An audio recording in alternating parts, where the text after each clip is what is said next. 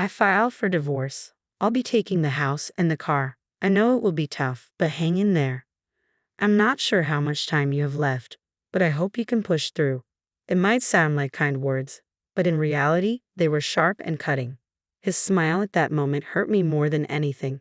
How could he do this to me? Leave me when I'm sick? Wasn't our promise to face challenges together? I can't stop crying from the shock of his words and attitude. There's no way I can forgive him. I intend to make him feel my pain, even if my body can't bear it anymore. This firm determination signals the start of my next step, a journey of revenge.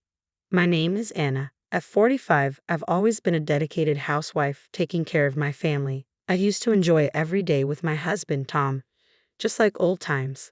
We met through a friend's introduction. He's always been sociable, able to connect with anyone. When I was nervous at first, he reached out to me with a warm smile, and I quickly opened up. Our days together were as sweet as colorful candies, so delightful that I'd lose track of time. I genuinely wanted to spend even more time with him, and maybe he felt the same, cherishing our moments together too. It's hard to believe now, but we loved each other deeply and promised to marry. Living with him felt like a dream. Every day sparkled, and I believe we always share smiles in the future. But as time went on, Tom began to change, likely due to the stress from his job. His salary isn't that high, he didn't pursue specialized qualifications in school, and lacks a strong academic background, which limited his job choices. I suggested trying a new job a few times, but he always responded reluctantly, "I'm good for now." While I'm working full-time and we don't have any financial issues, I worried about what would happen if we had a child or if I got sick and couldn't work. To alleviate this anxiety, I made a suggestion. "Tom, my company's short-staffed in administration. You don't need any special qualifications, just the basics. Interested?" One day, a friend from my company's HR told me about an opening in administration. I thought he might be interested and suggested it, believing it could be a good opportunity to improve his challenging job situation. But his reaction was cold. "Why are you making decisions about my job without asking me? I chose this place myself. Are you saying there's something wrong with it?" I was taken aback. I had simply made a suggestion out of concern for his future. "I'm sorry. I didn't mean to upset you with that sudden proposal. I just thought the conditions at your current job seemed tough, and maybe this company would be a better fit for you." But he didn't take it that way. "Just because you're my wife doesn't mean you can interfere in my career decisions as if you were a stranger. I have my own thoughts, you know." As he walked away, I murmured to myself. The word stranger resonated deeply. I am his wife, and we are a family, yet his words and attitude felt like they were meant for someone else. A crack was growing between us, widening rapidly. Tom had also been harsh with my family. My mother, a truly kind person, would regularly visit our home while I was away for work. She cleaned and cooked delightful meals, storing them in the refrigerator as her way of checking in on us. I was grateful for her kindness. I often invited my mother over for dinner, but lately, Tom seemed increasingly irritated by her presence. When he came home and saw her in the living room, he'd snap, "You're here again." Both my mother and I were taken aback by his remark. It made me question the state of our relationship and our future. How could we bridge the growing gap between us? My mother, with a gentle smile, said, "It's all right, Anna. If my presence makes you uncomfortable, I apologize. I'll leave earlier today." Hearing her say that, especially when she's always gone out of her way to help us despite her busy schedule, was heart-wrenching. "Tom, please think about how Mom feels," I pleaded. "She's always looking out for us. Please show her a little respect." Tears welled up in my eyes, changing the room's atmosphere. I remembered all the times my mother had brightened our home and couldn't understand why Tom would speak to her that way. When I come home after working hard every day, all I want is to relax. It's exhausting to have someone else around all the time in my own house. I tried to understand Tom's perspective, but I couldn't shake the appreciation I felt for my mother. Honestly, I didn't think I was wrong. It felt like Tom was being stubborn, but I wasn't sure how to express my feelings in a way he'd understand. My mother said, "Don't worry about it. If everyone's happy, that's all that matters to me," and gave me a comforting smile. Her warm words filled me with overwhelming guilt. That night, as I enjoyed the delicious meal she had cooked, my emotions were a jumble of appreciation and remorse. I couldn't stop thinking about Tom. I spent countless nights pondering how our relationship could improve, But a much larger challenge emerged at work. I suddenly felt dizzy and fainted. Thankfully, my colleagues acted quickly, calling an ambulance and rushing me to a nearby major hospital. The medical tests started, but everything seemed like a blur. I tried to reach Tom, but he didn't respond. Then I received the diagnosis: cancer. Fortunately, it was caught early, and with proper treatment, the doctors said I'd be okay. Still, I knew cancer treatments could be grueling, so I steeled myself for the long and challenging road ahead. I told Tom about the diagnosis and my hospitalization, but his response was indifferent. His silence made me feel incredibly lonely, yet I chose to focus on my treatment, believing that moving forward was the only option. The cancer treatment was tougher than I'd imagined. My health deteriorated rapidly, forcing me to stay in bed most of the time. One day, amidst this struggle, Tom finally appeared in my hospital room. "How are you feeling?" he asked casually. "Well, it's pretty rough," I replied, half jokingly. "It might have been a bit easier if you were by my side." To be honest, I was frustrated by his attitude. Why hadn't he come sooner? His support could have made a world of difference during these trying times. Instead of feeling relieved about our reunion, I was left feeling more isolated. I found myself increasingly irritated as I reflected on our past. Then, what Tom said next left me genuinely shocked and stunned. "I filed for divorce. I'll take the house and the car. I know it's tough, but hang in there. I don't know how much time you have left, but I hope you keep fighting." "Wait, are you serious?" I exclaimed. "Divorce?" A storm of questions raged within me. Didn't we promise to always stay together? I always believed that true couples would overcome challenges together. Tom's words confused me and left me feeling detached. I whispered to myself, "I don't need him anymore. I'll move forward on my own. I'll just forget about him." I decided that he would regret underestimating me, but first I needed to end our relationship properly. "I get it. I'm sorry for everything. Keep the house, the car, whatever. If you want compensation money, I'll pay. Thanks for everything," I said. Tom looked surprised at first, but soon his expression shifted to a smug smile. "I didn't expect you to accept it so easily. I thought you'd throw a tantrum. Anyway, take care of yourself and don't bother inviting me to your funeral." As I watched him leave the room, a smile spread across my face. He didn't realize he had walked right into my trap. It would be interesting to see how his life changed now. I called a colleague from a company I knew. "Hello, long time no talk. I have a favor to ask. Can you help?" At first, he sounded surprised, but once I explained, he agreed. "All right, let's give it a try." Everything was set. Imagining Tom's shocked and anxious face made me smirk. This new sense of excitement even boosted my motivation for my medical treatment. A few days passed, and one afternoon after my treatment, I noticed that my cell phone had received 200 missed calls from Tom.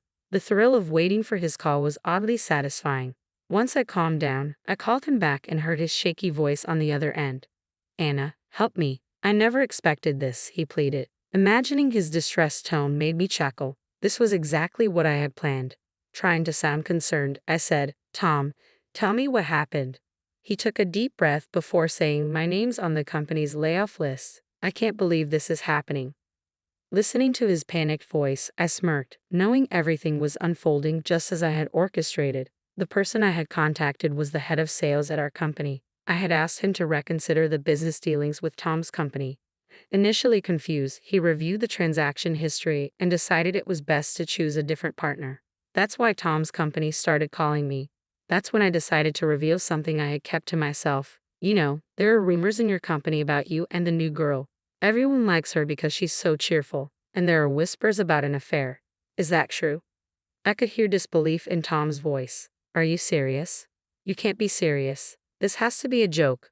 His surprise was understandable. After all, who would think an ordinary employee could influence his work? "Well, actually," I said, "I'm the CEO of this company." There was a pause. I could tell Tom was speechless on the other end. "It's no lie," I continued. "That's how we've been living so comfortably. My annual income is around $1 million. Your regular salary wouldn't have been enough to support your shopping habits." The truth was, Tom's spending habits were out of control. The $1,400 allowance he received from me was like a second salary, yet it was never enough. He rushed out and approached me with a pleading tone. "Can I have a little more?"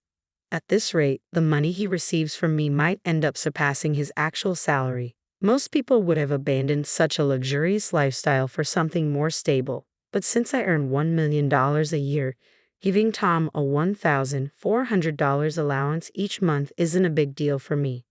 I've always wondered what he spent that money on. Tom, yesterday was payday, wasn't it? I asked. I've always given you extra money on payday, but that might be difficult from now on. We're not a couple anymore, and it's only natural that you can't expect that monthly allowance since we're divorced. I wondered how he would manage from now on. Oh, and be careful with the mortgage on the house. It's $2,000 a month. I know it'll be tough, but you'll need to manage it well. If you're late with the payment, you might have to leave the house. While a $2,000 loan isn't a burden for me, it's a significant amount for Tom. From his reaction, it was clear he was confused and in disbelief, repeatedly saying things like, "Really? And that's crazy." What I said was the truth. This is the result of my efforts to maintain our relationship, yet he took advantage of me when I was by his side, pursuing only his own desires. Maybe it's time he faced the consequences of his actions. Why did it come to this? I've been laid off and now have to figure out how to get by. How am I going to pay the rent this month? Despair was evident in his voice. He must have felt lost and uncertain about how to move forward. If I were in his position, I find it hard to imagine a brighter future. I understood that Tom's situation must be overwhelming and confusing, but it was a direct result of his past disrespectful behavior. If he had shown genuine care for me and my family, things wouldn't have turned out this way. This is the consequence of his choices. Had he truly respected us, he wouldn't be facing such troubles. Tom remained silent, perhaps at a loss for words. I felt a mix of pity and amusement. Was this it? Could I hang up now? Just then, he spoke in a panicked voice. Wait, can we reconsider our relationship one more time? I know it sounds selfish, but I realize now how important you were to me. The idea of starting over with him made my heart race. After all the pain he caused me and how he abandoned me, the thought of going back felt daunting. He took a deep breath.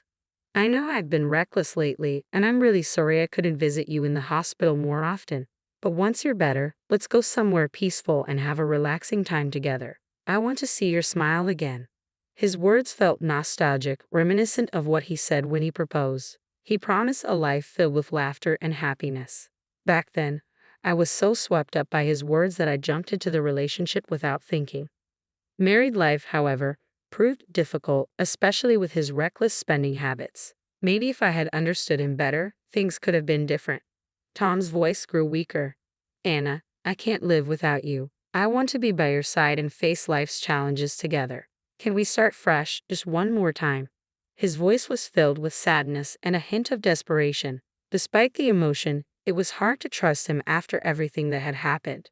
Stop it already, we're done. I've chosen a new path, and I can't go back, I said firmly. There was a trace of sorrow in his voice, but I could sense he genuinely wanted me back. Please let me say one last thing. I truly love you, Anna. If you ever change your mind, I'll be here. I could have been swayed by his words, but I had made a decision about my future and our relationship. I wouldn't be influenced by his sweet talk any longer. Enough. Words like that will change my mind. Think about it. Don't you have another girlfriend? Shouldn't you focus on her? I knew about Tom's new relationship from information provided by his boss. His declarations of love now seemed hollow. I realized he'd say anything convenient to get what he wanted. It was frustrating that he only reached out when he needed something and turned away when times got tough. We couldn't be together anymore. Spend quality time with her and forget about me. I won't be reaching out, but if you need to contact me, speak to my lawyer. Take care of yourself, Tom. His pleas seemed sincere, but letting him go would probably mean his life would become more difficult.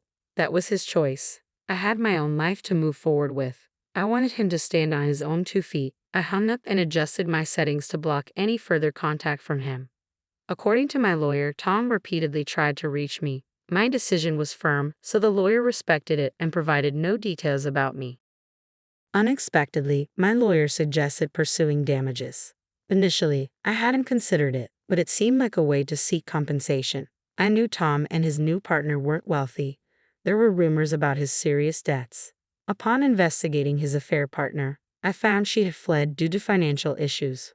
When I contacted her family, they were furious and had her working hard at home. Actions always have consequences, and it seemed they were facing theirs. I had overcome cancer and made a full recovery. My speedy recovery even surprised the doctors. Returning to the office, I found a letter on my desk from the supportive sales manager. His heartwarming words touched me. When colleagues heard I was single again, some kindly offered to set me up. But after my past marriage, I wanted to cherish my time and focus on myself for now.